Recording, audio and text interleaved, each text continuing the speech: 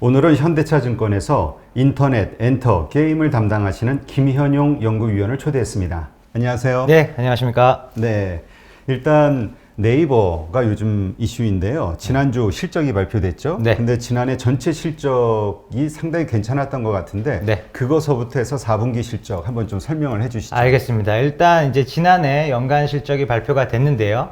매출은 이제 5조 3천억 정도 나와서 전년 동기 대비 이제 20%대 성장을 이뤄냈고요. 광고뿐만 아니라 커머스, 그다음 핀테크, 그리고 콘텐츠까지도 뭐 거의 40~50%대의 고성장을 하면서 실적을 견인했습니다. 네. 전체 연간 영업이익도 1.2조 원대로 다시 이제 조 단위로 좀 복귀를 한 상황이고요. 4분기 실적 같은 경우에도 지난주 이제 발표된 바와 같이 전년 동기 대비 성장성 측면에서 직전 분기의 최고치 기록을 또 한 번 경신을 했고요. 28%라는 아주 높은 성장률을 기록을 했고, 이익의 경우에도 사실 일각에서는 영업이익은 이제 비용 사이클로 들어가면서 일정 부분 좀 위축이 있을 것이다 라고 봤었는데, 우려와는 다르게 영업이익률 21.4%, 영업이익의 성장률 측면에서도 18%라는 아주 양호한 실적을 기록했습니다. 네, 그렇군요. 근데 지금 보니까 핀테크 쪽이 이번에 계속 그 눈에 띄는 성장을 한 겁니까? 아니, 커머스 쪽이? 네, 커머스 쪽이 전년 동기 대비 한 45% 정도 성장을 했고요. 그리고 이제 핀테크 같은 경우도 전년 동기 대비 68%가량 성장을 한 모습을 확인하실 수가 있습니다. 아, 그러니까 핀테크하고 커머스는 사실 이건 뛸래야 뛸 수가 없는 거잖아요. 결제 맞습니다. 단위니까. 네, 맞습니다. 아주 긴밀하게 연결이 되어 있고요. 그래서 커머스 같은 경우 보시면 핵심 지표가 스마트 스토어의 총 거래액 성장률인데요. 이 스마트 스토어 거래액 성장률이 높은 이제 그 베이스, 즉 역기저 효과에도 불구하고 작년 4분기에 플러스 76% 성장을 이루어냈다라는 점입니다. 이런 부분들이 전체 커머스 사업을 45%까지 이제 견인을 한 부분이 있고요. 말씀하셨던 것처럼 뗄래야 뗄 수 없는 핀테크 사업의 경우에도 작년 4분기 기준으로 매출이 거의 68%, 그리고 네이버 페이의 총 거래액이 이제 핵심 지표가 될 텐데 또한 거의 60%대 성장을 하면서 분기 단위로는 이제 거래액이 거의 8조 원 가까이 이제 육박을 한 상황입니다. 네, 그렇군요. 그러면 어떻습니까? 지금 이 성장성, 그러니까 물론 매출이 40%, 커머스 네이버는 뭐 40%, 45%, 뭐 네. 그 핀테크도 뭐 60% 성장했지만 네. 작년에 주가의 상승폭은 사실 그 이상이잖아요. 네네. 이게 지금의 실적이 그 가격을 네. 납득시켜 줄 수 있는 것인지. 아, 그렇죠. 사실은 이제 항상 이제 밸류에이션은 미래 이익의 함수라고 보실 수가 있는데, 네이버의 현재 상황을 보시면 지금까지의 성장 이상의 사실은 기대치가 녹아 있다라고 보시면 될 것 같고요. 그 부분을 두 가지 이제 단계로 나누어서 말씀드리면, 일단 지금 영업이익의 성장성 측면에서 커머스나 핀테크 같은 이제 핵심 사업들, 성장 사업들이 아직은 적정한 수익성을 확보한 상태는 아닙니다. 네. 뭐 연내에는 이제 턴어라운드가 가능하다라고 보고 있고요. 그렇게 됐을 때 영업이익의 규모가 지금보다는 한 단계 레벨업이 된다. 분기 기준 거의 4천억 원에 가까운 수준으로 지금의 3천억 초반에서 업그레이드가 된다라는 게 하나고요.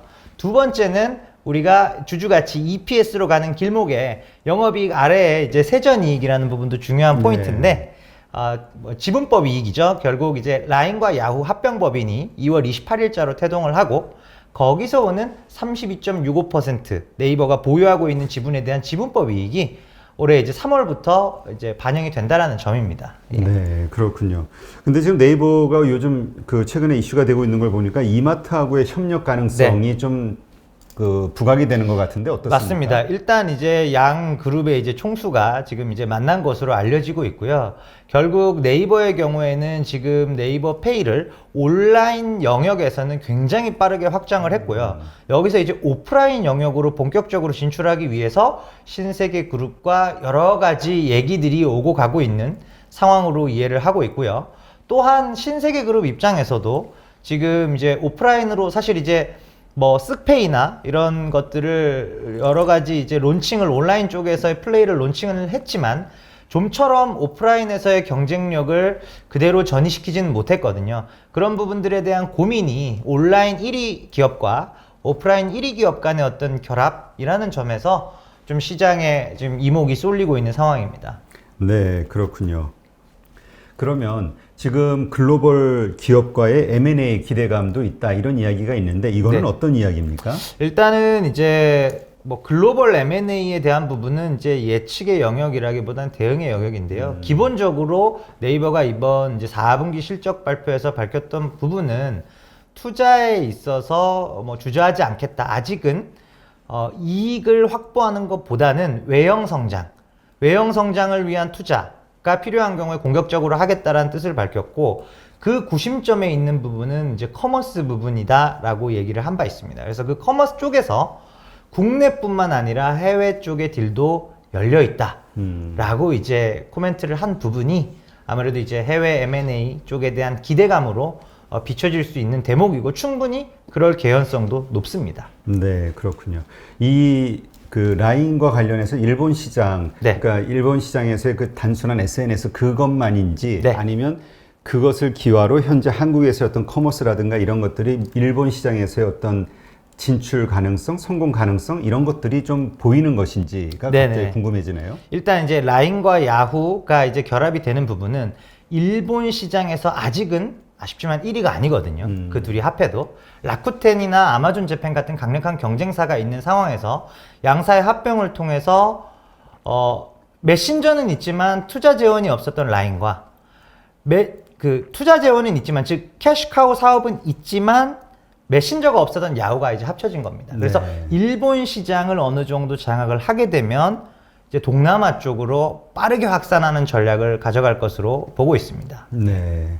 그러니까 일단 그 관련돼서는 일단 지분법에 대한 이익 네. 그런 정도만 기대할 수 있겠네요. 현재로서는 그렇습니다. 예. 이게 뭐 네이버 본사 쪽하고 그 라인야후 합병법인 간의 어떤 구체적인 딜과 관련된 부분은 저희가 현재로서는 예측하기 굉장히 어렵고요. 다만 네이버와 소프트뱅크 간의 합작 투자 법인이다. JV다.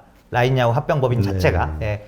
그 양사 간의 어떤 여러 가지 액션들은 조치가 될 수 있고요. 그런 부분에 대한 단초를 우리가 얻을 수 있는 부분이 내일 예를 들어 이제 제트홀딩스의 4분기 실적 발표가 있는 날입니다. 그래서 네. 그런 부분들에서 Q&A 세션에서 좀 그런 부분들이 언급이 될 것으로 기대를 하고 있습니다. 네. 아, 4분기가 내일 나오나요? 내일 나옵니다. 네. 그게 시장 기대치보다 높거나 낮으면 벌어질 수 있는 일은 어떤 게 있을까요? 사실은 이익에 대한 시장 기대치는 주가를 움직일 만한 요인은 아닙니다. 실적에 대해서는 지금 기대치는 없거든요. 근데 이제 다만 내일 이제 사실 2월 28일자가 합병 기일이기 때문에 내일 Q&A에서 또는 뭐 회사 자체적으로도 일단 뭐 공식적인 머티리얼 안에도 사실 담길 수가 있는 내용이고요. 양사 합병 이후에 구체적인 이제 전략적 방향성에 대해서 얘기들이 될 수 있고 최근에 제트홀딩스 주가 흐름을 보시면 뭐 52주 신고가를 계속 좀 트라이를 하고 있는 그런 상황이거든요. 예, 그래서 뭐 내일 실적 발표가 좀 어떻게 보면 고점에서의 변곡점이 발생할 수 있는 그런 상황에 있다라고 보시면 될 것 같습니다.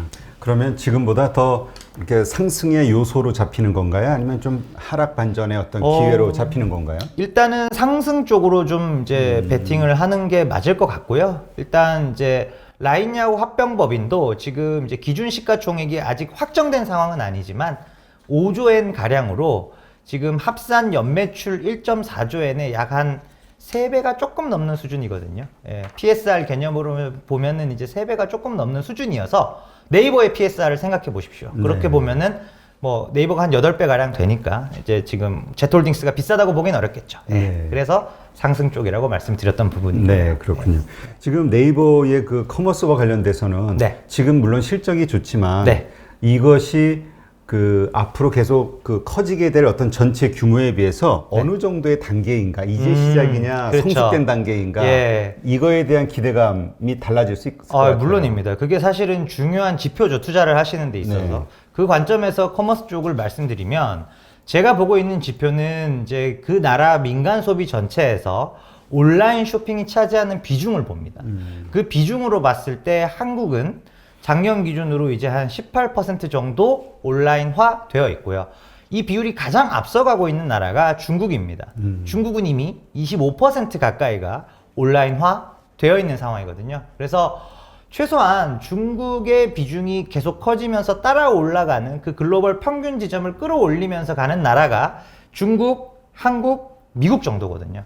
그래서 이 3개국은 이미 어느 정도 그 온라인 쇼핑이 딱 고성장으로 들어가는 그 임계치는 지났다라고 보시면 될 것 같습니다. 그래서 지금은 18%지만 대부분의 산업이 그러하듯이 새로운 서비스나 새로운 방식이 도입됐을 때 50% 보급률까지는 비교적 기하급수적인 커브가 나오고 50%를 지나는 구간부터는 기하급수적과 반대되는 패턴에 이 기울기가 점진적으로 하락하는 이제 패턴으로 바뀌잖아요. 네. 아직은 기울기가 증가하는 패턴에 있다.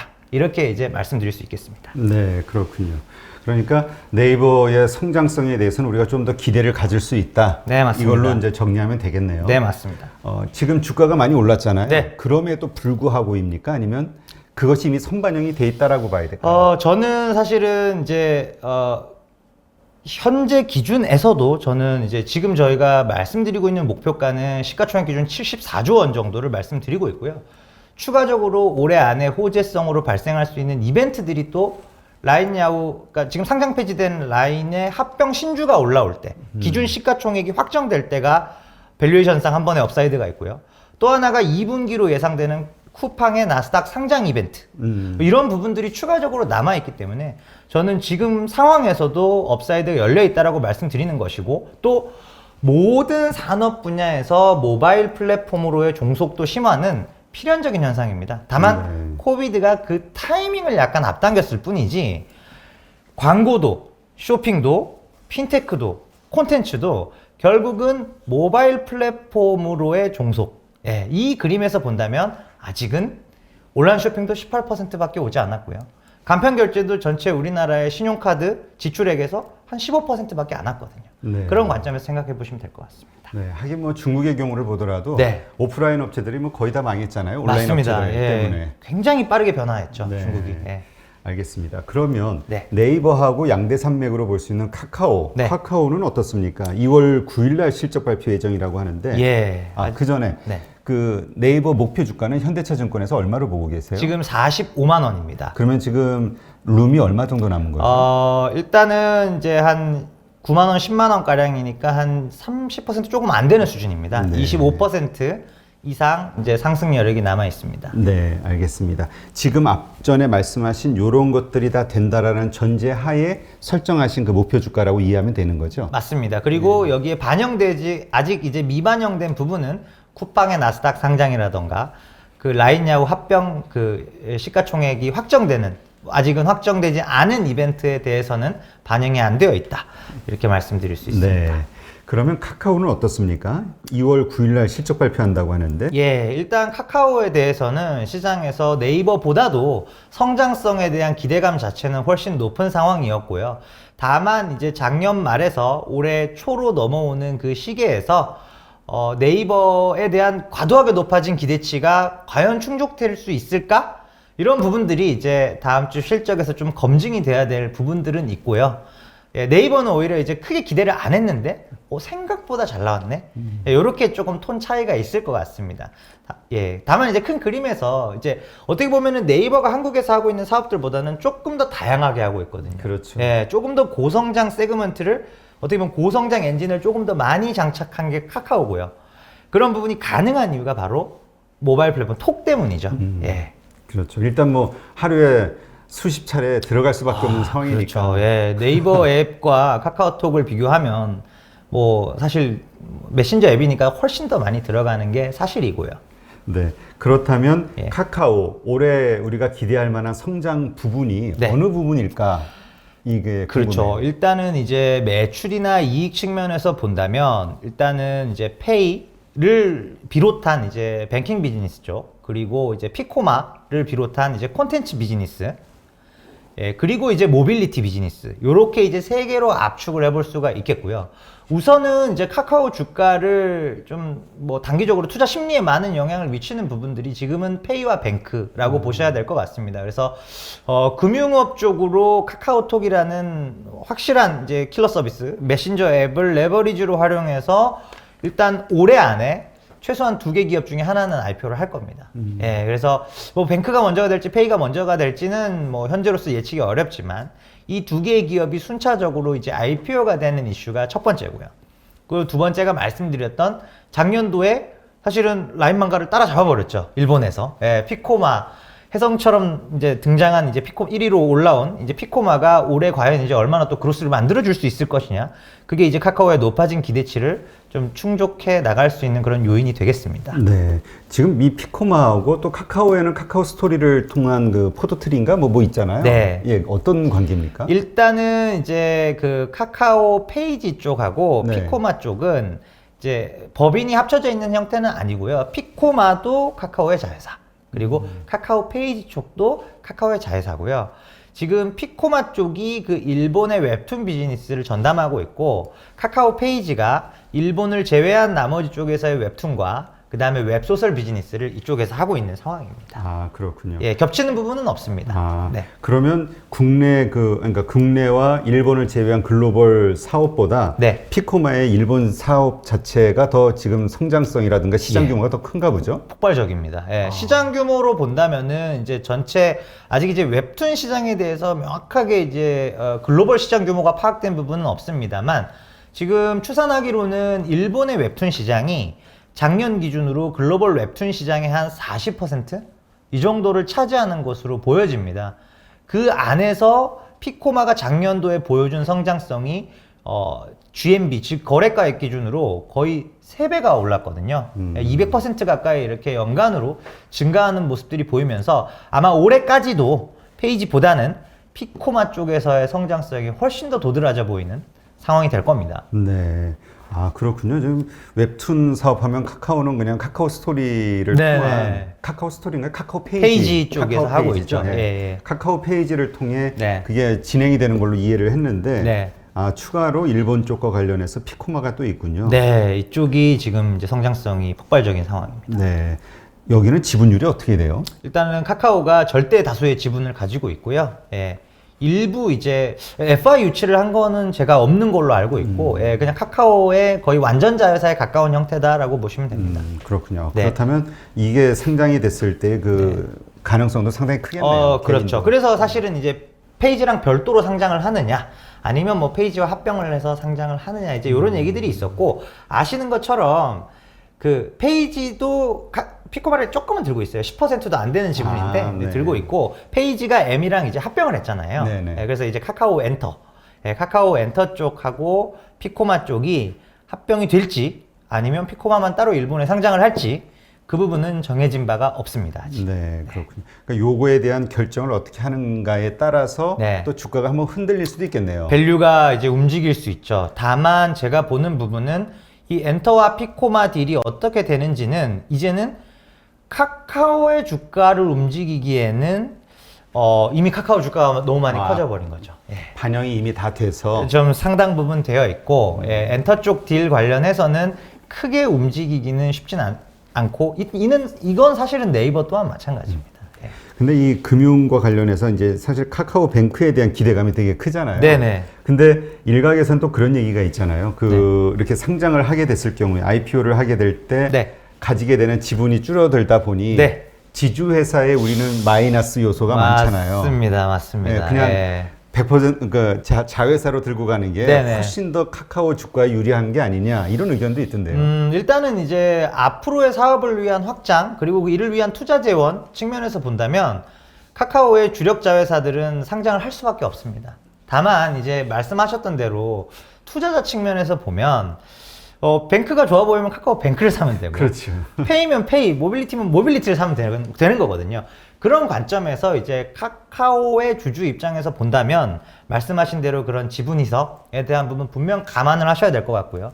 그런 관점에서 봤을 때 아직까지는 네이버의 경우 다 사업 부문 체제로 가고 있기 때문에 그런 부분에 대한 이슈가 뭐 현저히 적다. 예, 그렇게 보시면 됩니다. 네, 이게 카카오와 네이버의 차이일 수도 있겠네요. 맞습니다. 계열 자회사, 투자 회사들을 네. 계속 그 독립체산제로 가서 끌고 갈 것이냐, 예. 아니면 전부 예. 상장을 시키면서 분리를 시킬 것이냐. 예. 그런 이제 어떻게 보면 이제 중앙 집권 체제냐, 아니면은 이제 약간 카카오는 토탈 사커 느낌이 나죠. 예. 페이, 뭐 모빌리티, 뭐 뱅크, 우리 카카오톡 있으니까 믿고 뭐 한번 열심히 펼쳐봐, 이제 이런 느낌이죠. 외부 투자자들한테 밸류 인정받아서 돈 끌어와서 그걸로 투자해서 더 커져.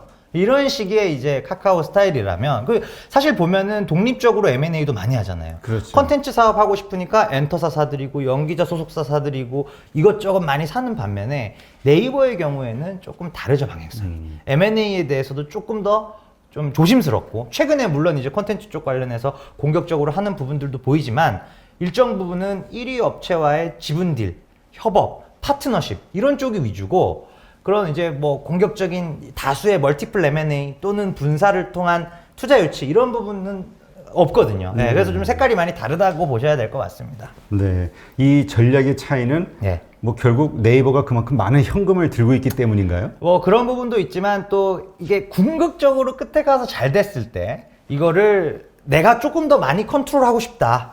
예, 이게 이제 네이버의 웨이라면, 카카오 같은 경우에는 이제 쉐어를 하더라도 파일을 좀 더 빠르게 확장시키고 싶다. 예, 속도의 차이라고 보시면 될 것 같습니다. 네. 그리고 사실은 속도의 차이가 가능한 이유가 카카오라서 빨리 가고 네이버는 늦게 가고가 아니고요. 사실은 국내에서 네이버는 메신저가 없잖아요. 그렇죠. 예, 그 차이가 큽니다. 그렇기 때문에 제가 라인야후 합병에 대해서는 일본에서는 네이버가 메신저가 있잖아요. 예, 국민 메신저인 라인이 있기 때문에 카카오가 국내에서 하던 스타일로 사업을 확장할 수 있을 겁니다. 네. 그러면 예. 지난해 사실 언택트라는 게 화두가 되면서 네이버와 카카오가 정말 아주 엄청난 상승을 했죠. 불을 뿜었죠. 예. 예.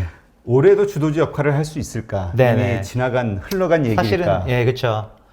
뭐 고민이 많이 되는 부분인데요. 일단 사실 작년 말에도 그런 질문을 많이 받았었고요. 실제로 이제 작년 말까지의 분위기만 보면은 못할 것 같았거든요. 6개월 동안 시장 수익률을 아주 크게 하회하고 있었던 상황입니다. 다만 그때도 지금도 제가 말씀드리는 부분은 모든 산업이 모바일로 올 수밖에 없다. 그러면은 지금 현재의 각각 산업별로 보급률이 얼마인지를 보셔라. 50% 넘었으면은 상승세가 꺾일 것이고, 50 안 된 상황이면 50 갈 때까지는 가파르게 상승한다.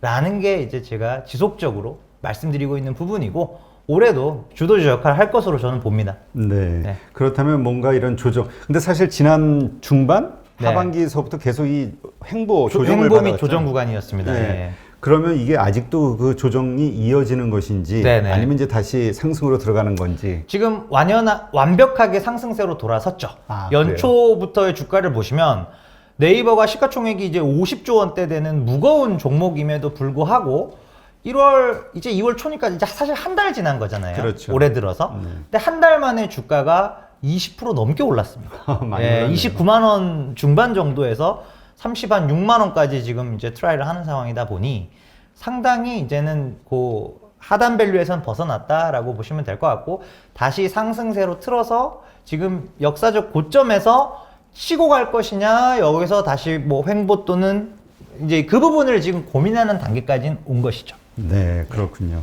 그렇다면 이제 이 계속 올라가지만 네. 아까 이제 목표 주가 네이버 네네. 같은 걸 말씀하셨는데 45만 원 말씀드렸죠. 네. 예. 그 카카오는 어떻습니까? 카카오는 지금 53만 원 말씀드리고 있고요. 그래서 지금 현재 주가와 제가 말씀드린 목표가를 양사를 비교해 보시면 딱 캐치를 하시겠지만, 카카오는 상승 여력이 좀 상대적으로 좀 작습니다. 그러니까 작년도에 미리 많은 걸 선반영하면서 주가가 네이버보다 좋았었던 상황이었고, 이제 올해는 그 반대급부로 네이버가 아직은 더 룸이 많이 남아있는 그런 상황에 있습니다. 네. 사실 뭐 시장에서는 여러 가지 모멘텀을 찾기 위해서 아이디어들을 막 내잖아요. 네네. 그런 이야기 가운데 하나는 그 결국은 야후는 손정희 회장 네, 거잖아요. 맞습니다. 소프트뱅크의 네, 자회사죠. 소프트뱅크. 네. 그러니까 소프트뱅크가 라인과 야후를 합병시키면서 뭔가 하나의 축을 만들고, 네. 그다음에 쿠팡 한국에 네. 이거 그동안은 적자 때문에 엄청 고민을 많이 그렇죠. 했을 텐데 네. 요거를 어떻게 가지고 뭔가 또 모멘텀을 만들 수 있지 않을까? 이런 기대감은 헛된 기대감일까요? 사실 이제 쿠팡도 사실 이제 소프트뱅크 산하의 이제 비전 펀드가 최대 주주인 걸로 지금 알려져 있고, 네. 그래서 그 부분하고 또 뭐 라인 야후 쪽, 뭐 쿠팡이 지금 이제 제가 알기로는 이제 국내 비즈니스만 하고 있던 상황이다 보니 아마도 소프트뱅크 입장에서는 많은 지금 생각들을 하고 있을 것 같아요. 다만 이제 말씀드릴 수 있는 부분은 한국이든 일본이든 지금 이제 인터넷 사업자들의 전방 산업 자체는 아직은 굉장히 밝은 상황이다. 예. 성장률 자체가 지금 높은 상황이다라고 보시면 될 것 같아요. 그래서 뭐 쿠팡과 라인야후, 네이버 이쪽이 구체적으로 어떻게 될지는 현재로서는 좀 예측은 어렵지만 각각의 국가별로 그 전방 산업의 성장성 이것만 보셔도 충분히 이 기업이 앞으로 어떻게 되겠구나 이런 감을 잡으실 수 있을 것 같습니다. 네.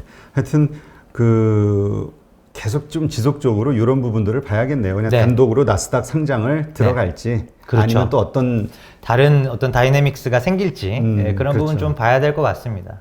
근데 지금 네이버가 사실 이제 클라우드 쪽에서 좀 뭔가 시도를 많이 하고 있잖아요. 네네. AI하고. 맞습니다. 이쪽에 지금 진행 상황이 어떻습니까? 일단은 AI 클라우드 쪽은 아직은 콘텐츠보다도 매출이 좀 작은 상황이고요. 물론 이제 이번 4분기 실적 발표에서 보시면은 클라우드 매출이 전년 동기 대비 100%도 넘게 올라줘서 볼륨이 되게 작습니다, 아직은. 근데 이제 성장성 자체는 이제 어떤 그 정부 주도 프로젝트들 이런 것들 중심으로 클라우드 수주를 좀 받고 있고요. 뭐 AI 쪽도 지금 원론적인 단계에서는 계속적으로 지금은 비용 사이클이거든요. 그래서 그쪽에 들어가는 비용들을 충분히 이 캐시카우들이 좀 펀딩을 해줄 수 있는 여건이 계속돼야 거기에 투자를 계속 할 수 있는 상황이고 아직은 좀 뭐 이렇다 할 만한 성과는 없다고 보시는 게 맞을 것 같습니다. 그렇군요. 아니 아마존이 사실 그 아마존 클라우드 서비스 네. 때문에 네. 사실은 기업 가치 재평가가 되면서 엄청나게 성장한 거잖아요. 그렇죠. 엄청나게 예. 이제 밸류에이션이 재평가가 됐죠. 그래서 이제 네이버도 뭔가 이 온라인 콘텐츠들을 바탕으로 네네. 사실 앞으로는 클라우드에 대한 기대감들이 워낙 높으니까 맞습니다. 과연 여기에서 어느 정도의 역할을 해줄까 그게 이제 좀 되게 기대가 됐거든요. 그렇죠. 근데 이제 뭐 단기간에 사실은 가능한 이슈는 아닐 것 같고요. 이게 소프트웨어 기술이다 보니까 일단 지금 네이버가 잘하는 것들, 그러니까 온라인 광고잖아요. 그 아주 잘하는 온라인 광고를 기반으로 해서 쉽게 확산이 가능한 비즈니스에 속하는 건 아니죠, 사실. 그렇죠. 그런 관점에서 조금 긴 호흡으로 보셔야 될 것 같아요, 그 부분은. 알겠습니다. 네. 이렇게 해서 네이버와 카카오의 그 지난 성장세, 그 다음에 앞으로의 비전에 대해서 한번 살펴봤는데, 네. 진짜 무섭게 성장했네요. 네, 작년에. 맞습니다. 예. 네. 알겠습니다.